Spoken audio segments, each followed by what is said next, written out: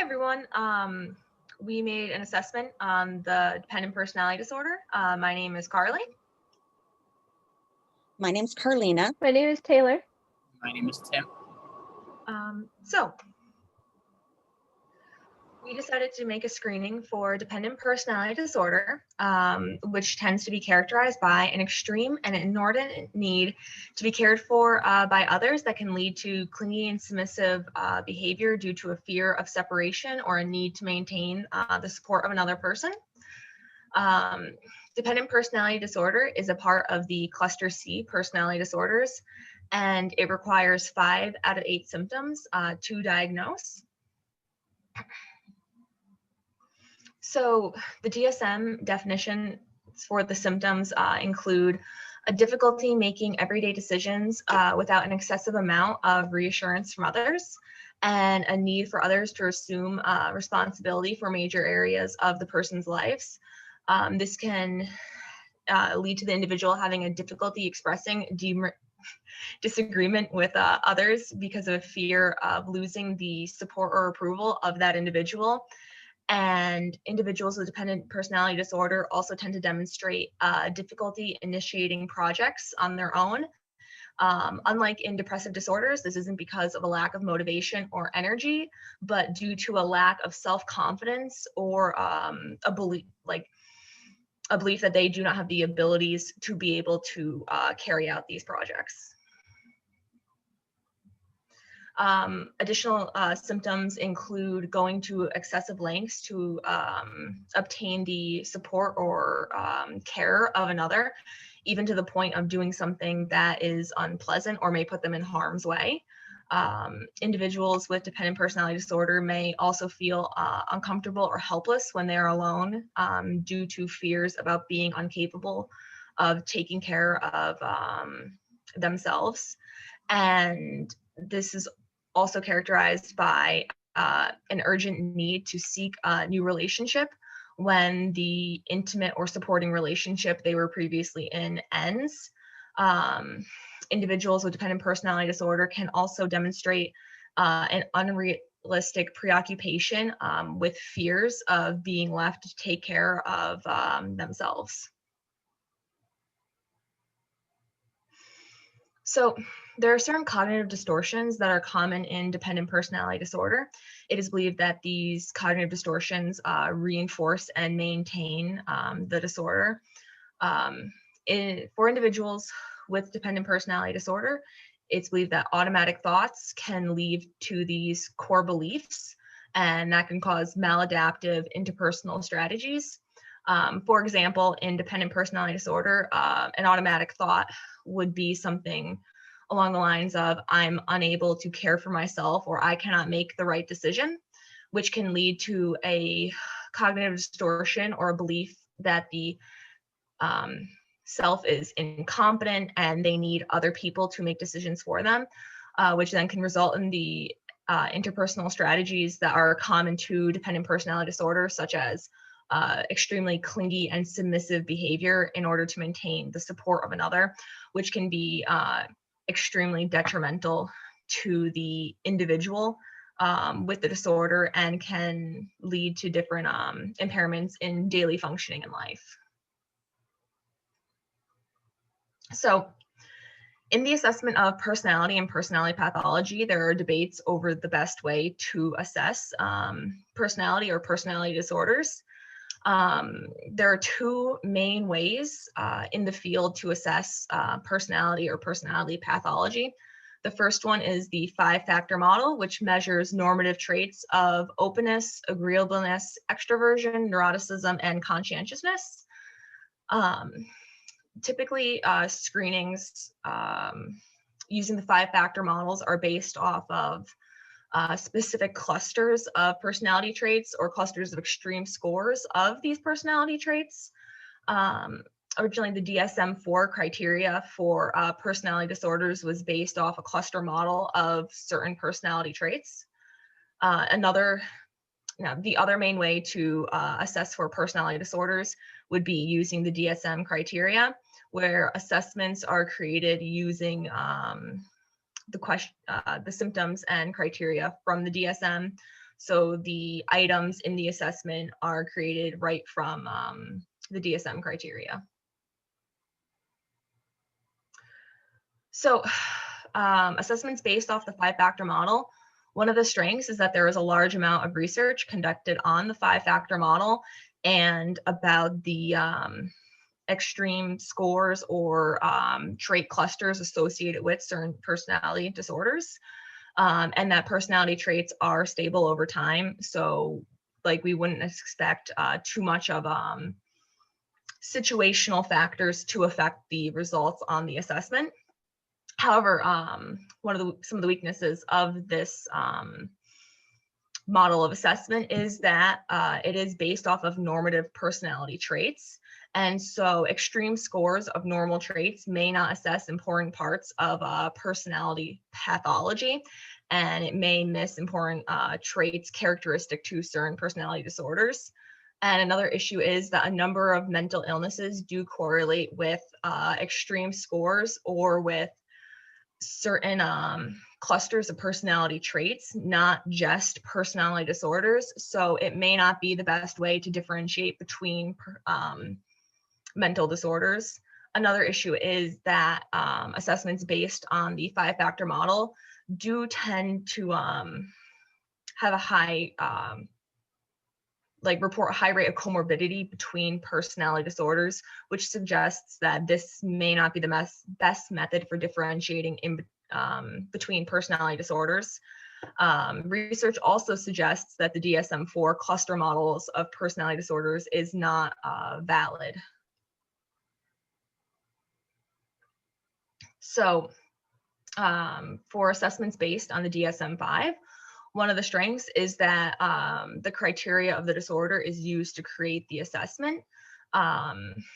So this means that the assessment is screening for the symptoms specific for this disorder, which does allow you to create assessments specific for certain disorders. And you're able to, based off the items the client endorses, you're able to see what symptoms of the disorder they are reporting.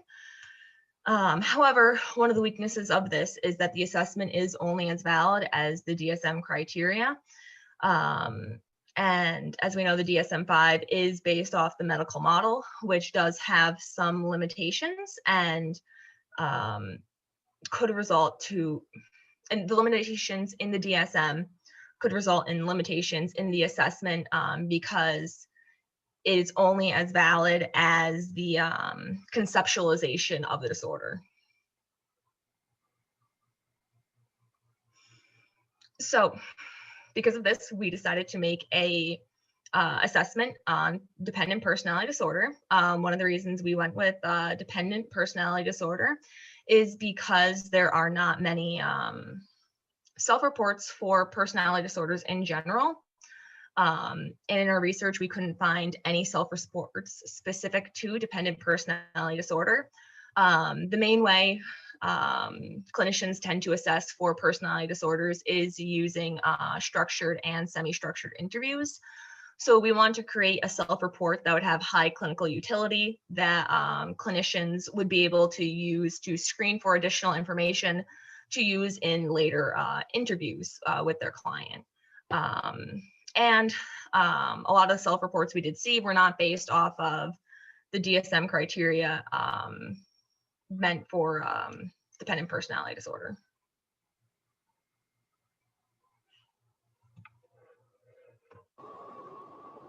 So now that we've gone over the criterion from the DSM-5 on dependent personality disorder, we can begin to talk about the nature of our assessment. To go over the item concept, we chose to follow up with the automatic thoughts and feelings of those who experience dependent personality disorder. We decided to evaluate them and see how they apply within our assessment. And what we found were that there were 4 common themes or variables that coincided with the different criteria from the DSM-5. The first one is assertiveness.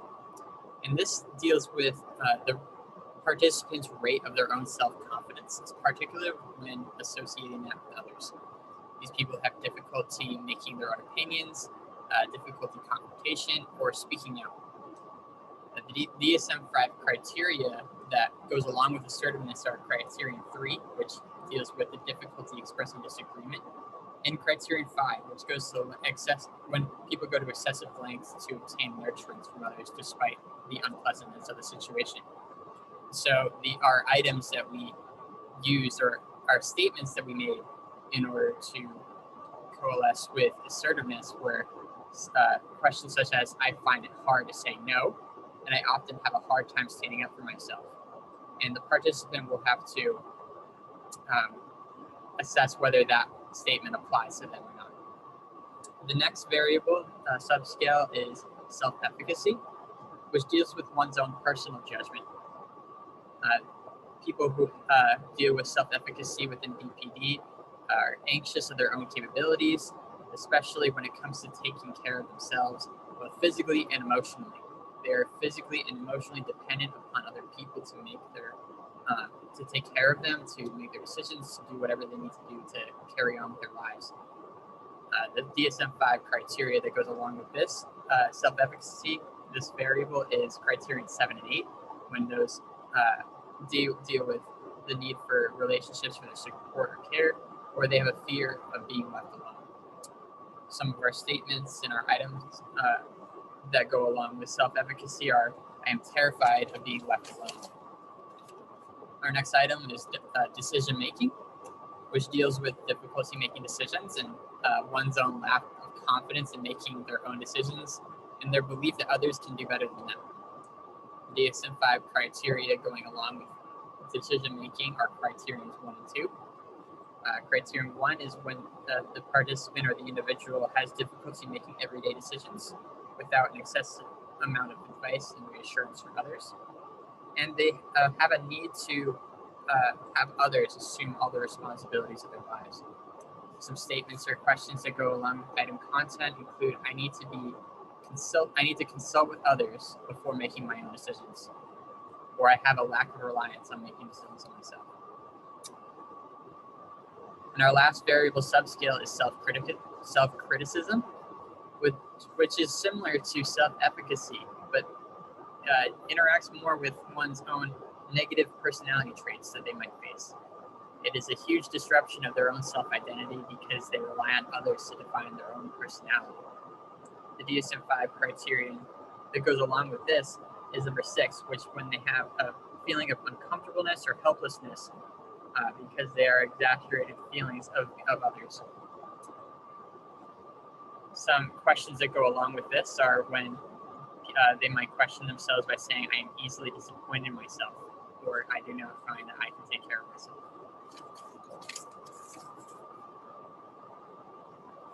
To continue with item content, we can determine that these items and these questions or statements will determine the severity or the stress and impairment of their symptoms within the individual, rating them from a minimum concern to moderate severity and severe.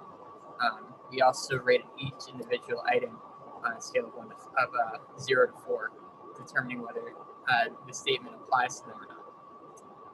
And we will go into that further later. Our items will determine the impact that participants have with the relationship with others. Dependent personality disorder is heavily connected with interpersonal relationships. It is to determine whether an individual can either live by themselves or are completely dependent upon other people. So our items will determine whether they depend on others for their essential needs.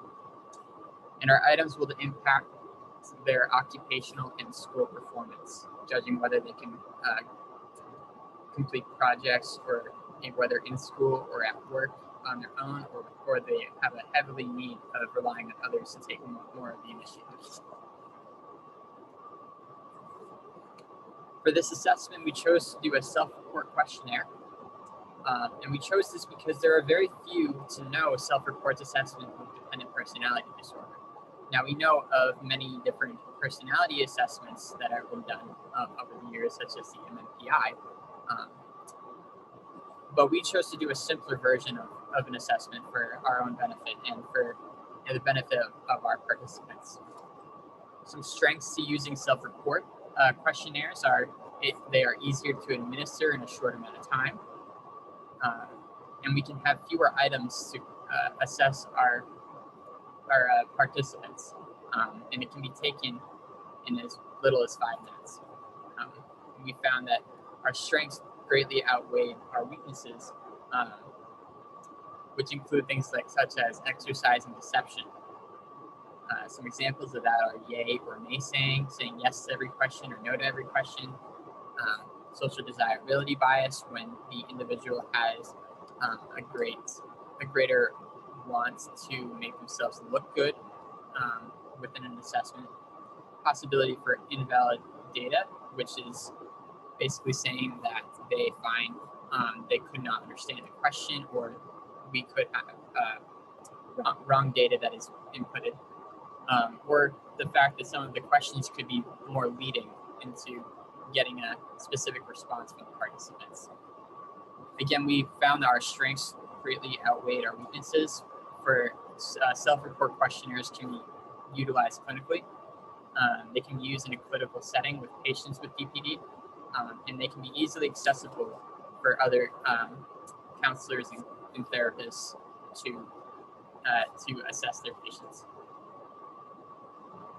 For our target audience, we wish to reach an audience of adults ages 18 to 65, and the reason for this is because when assessing people, if they are dependent upon other people, other individuals, if you assess someone who is younger than 18 years old, there's a high likelihood that those symptoms are correlated with them living at home with their parents' groups. Or if they are older than 65, they might not be able to take care of themselves in physical matters. But people who are 18 to 65 are more likely to be able to take care of themselves. And if they can't, then there's a high likely chance that they have dependent personality disorder. Now, this isn't to say that we can't assess people who are younger than 18 or older than 65. We found that this age range was the best for us to reach our target. We find that within the DSM-5 that there are higher rates of diagnosis for females than males. But again, for our assessment, we found that there is a prevalence among both genders, so we should be assessing them for both. So our general population, we decided we would like to reach out to people who may not have the disorder or who may have the disorder. We find that if you reach a more general population, it could provide an accurate control group for us to assess if the assessment is if it's valid or if it is rational for us to continue with. So as Tim mentioned, we designed our study or our measure to be relatively easy to administer and to score. And so we have two methods of administration. So we began by creating a pencil and paper method, which many of us actually did use when we had our, I guess, our test sample. But we also created an online administration method using a Google form. That probably, if we were developing this measure fully, would not be the method that we would use, just because it has limitations for scoring and data representation, but that was what we used. And the primary concern for administration for our measure is that the therapist or whoever is introducing it should definitely be very deliberate about what they're saying to the client. So for example, they should introduce why they're applying this measure to this particular client. And this will help combat, any social desirability bias, especially with clients who are suspected of being emotionally dependent on other people. You want to emphasize, like, there's a reason that we are doing this measure and this is why. We also want to emphasize that the measure is for emotional dependence, not for physical dependence. We did realize over the course of our examination of our measure that physical dependence and individuals with mental limitations are definitely a confound for using a measure like this one. And so we want to emphasize to all clients taking the measure that it is emotional dependence that we are looking at. We also want our therapists to emphasize honesty and the importance of that in taking this measure, because the results are not, as we've mentioned, designed to diagnose or to, cause any consequences, but just to get a good gauge on the individual's ability and self-confidence and other measures for themselves. And then also we want our therapists to emphasize that they will be discussing this with their clients afterwards. This measure is not designed to just be taken and then thrown in a drawer somewhere. It's definitely designed to be discussed and fully broken down with the clients rather than just looking at the total score. So for our scoring, as Tim mentioned, we have a 5-point Likert scale, which ranges from never applies to me, seldom applies to me about half of the time, usually applies to me, and always applies to me. So we have 10 reverse scored measures, and we, incorporating those, of course, made a scoring key and some estimated cutoffs, which you can see here on the screen. So we calculated these cutoff scores by looking at roughly 0 to 2 on every item. So that would be never, seldom, or about half the time, and that yielding a score of minimal concern, an average of 2 or 3 on every item yielding moderate concern, and all 3s and 4s yielding severe concern. We did notice a high score on decision making in some of our results from the first round of our measure, but we decided not to edit that cutoff score because we aren't sure exactly why that was occurring, and we think that further research is probably needed to analyze that. So for interpretation and reporting of our measure, it is of course a gauge of distress and the effect of dependent tendencies on the individual's everyday life, not their qualification for the DSM-5 diagnosis of dependent personality disorder. And particularly, we wanted to look at the effect of dependent tendencies on daily functioning. So many of these individuals might be likely to meet the criteria for the diagnosis because we did base our questions on the DSM-5. But of course, we didn't do enough psychometric data to actually be able to say that with any confidence. We also want to look at our subscales as they are very useful for discussing self-beliefs. So for example, number 13 on our measure, which is I find it hard to stand up for myself, may indicate how the individual believes that they act in relation to others. So for example, they score a 3 or a 4, it may indicate that they're very likely to defer to others because they can't stand up for themselves or feel very uncomfortable doing so. Or on number 31, which is I am easily disappointed in myself, someone who endorses this at a 3 or a 4, which is usually or always applies to me, might be very self-critical to the point that it could be damaging or problematic. So we see our subscales as very useful in the interpretation in a clinical setting and also just overall with the data from our measure. Now we do realize that our scores on our measure may have some overlap with other disorders, so we want to be cautious and to advise caution when interpreting this in the clinical setting. We don't want our therapists to go, well, you're dependent, because that may not be what our measure is actually giving them. It may just be evaluating symptoms that can overlap with other disorders. And of course, overall, we advise our therapists to be calm, not judgmental, and very much understanding of the discomfort that may come from some of these particular items, especially ones like I'm easily disappointed in myself, or I don't feel like I can do things on my own. That may be very uncomfortable to admit, even if it's just to a piece of paper in front of you. And so we want our therapists to be very understanding of that discomfort when they interpret it with their clients.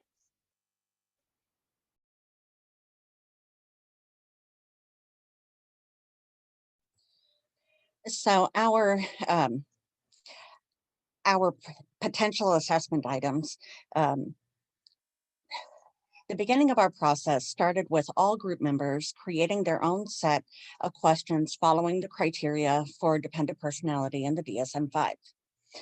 After consolidating the 4 lists and eliminating duplicates, we divided them into 5 subcategories, which my group mates mentioned: assertiveness, self-efficacy, decision-making, self-criticism, and other. At that point, we took our first draft, completed it ourselves, and asked volunteers to take it as well and to provide feedback. Nearly everyone said it was great, but a few had questions and concerns. One of those issues was how a disabled person would respond for several of the questions. We discussed modifying them or just adjust the provider instructions, encouraging use with care, as Taylor just explained, for disabled individuals.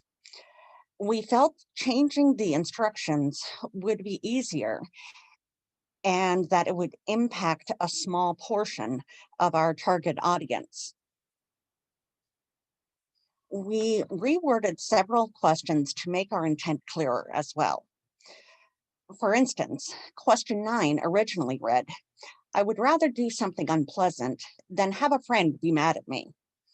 2, I would rather do something against my values, illegal or immoral, than have a friend be mad at me. Another change we made related to the 5th subcategory, other.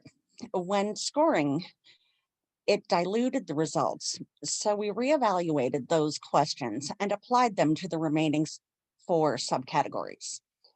Also, it became clear one subcategory, self-criticism, was not well represented in the measure. As self-criticism is an important criteria for the diagnosis, we added 4 additional questions.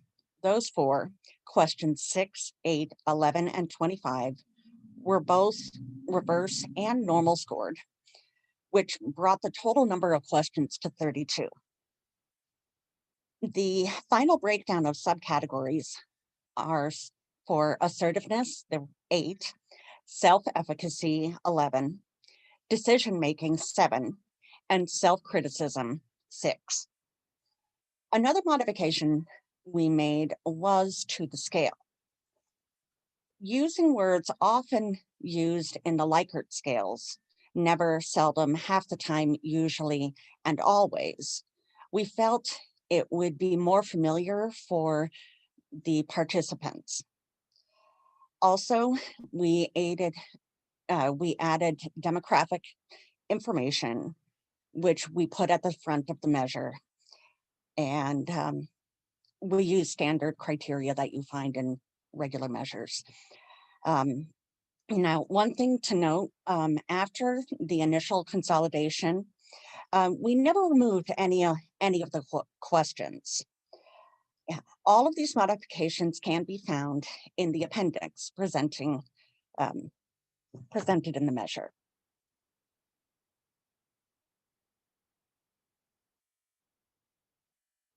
Thank you.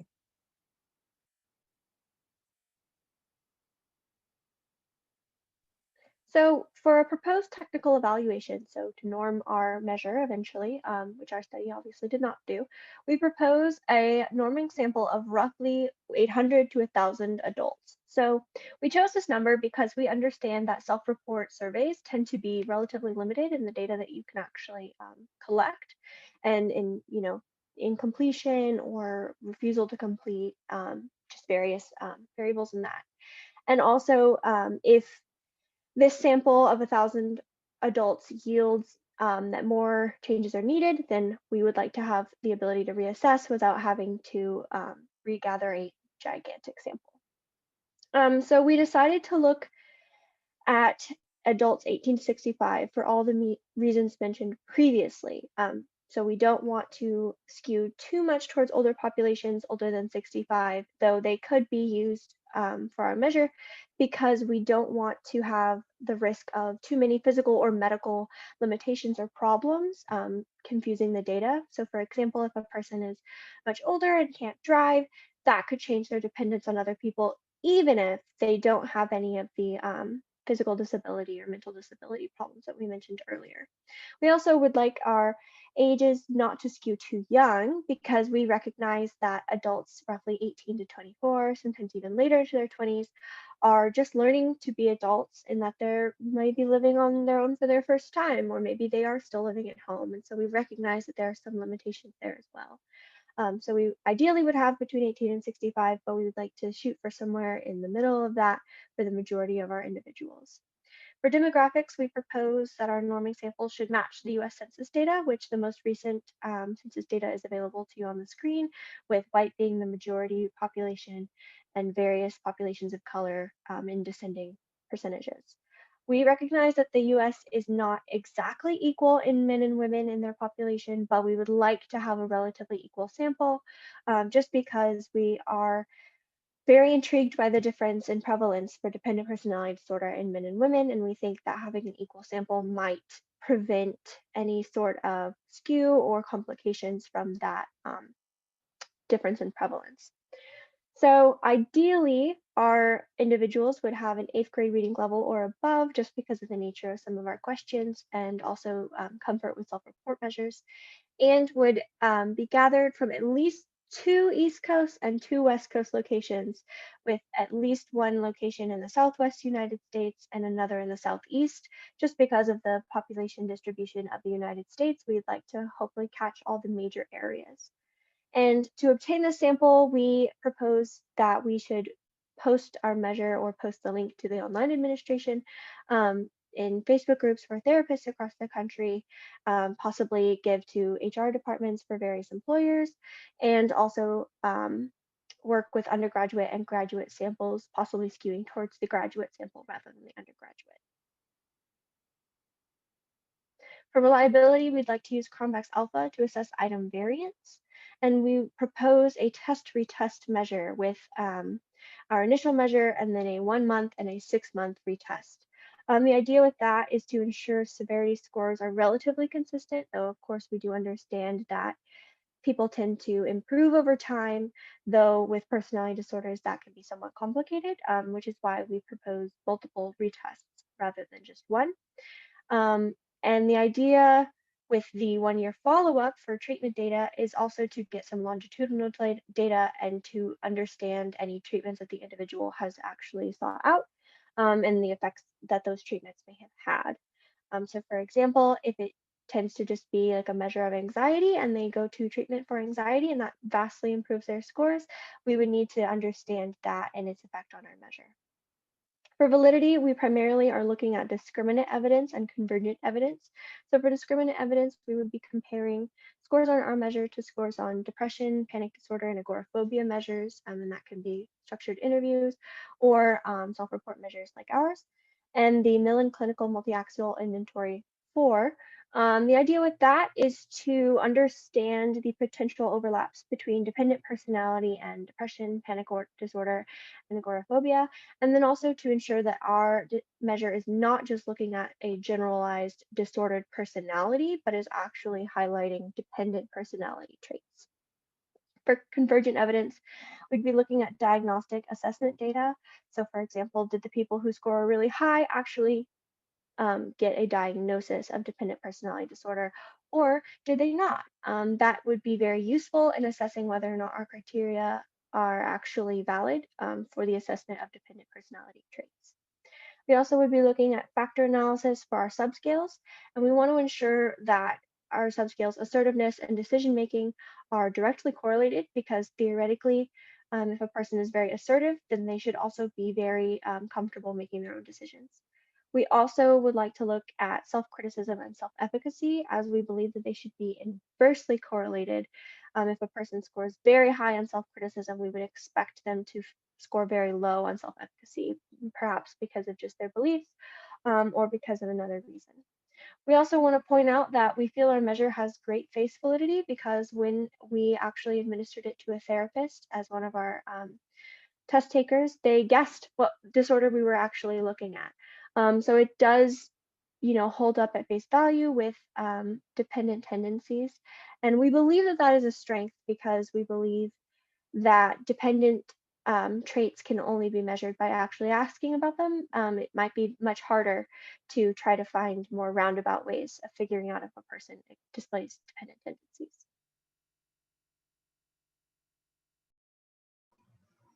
All right. So for treatment planning and interventions, as was mentioned earlier, we designed the dependent personality assessment to have high clinical utility, so that it's easy to administer and score in session, so that clinicians can use the information obtained in their treatment session and any interventions they have planned. The overall score is an indication of symptom severity and how likely an individual is to have dependent personality disorder, as well as a way to measure subjective distress of the client. The subscales that my partners mentioned earlier are there to report more specific information about the client's decision-making, self-efficacy, self-criticism, and assertiveness. This information is there to help direct the focus of a session or possible treatment interventions, and just to provide the clinician with more information. This can be helpful because if one client scores particularly low in decision-making, the clinician can focus the interview on more questions about their decision-making and future interventions in ways to help improve their decision-making. Or for another client, if their main problem area is in self-criticism, the clinician knows to focus more on areas involving self-criticism. Another strength of the dependent personality assessment is that it's very easy to look at individual questions. And so a clinician can easily look through the assessment during an interview to look at areas where it'd be important to ask for more information or clarification.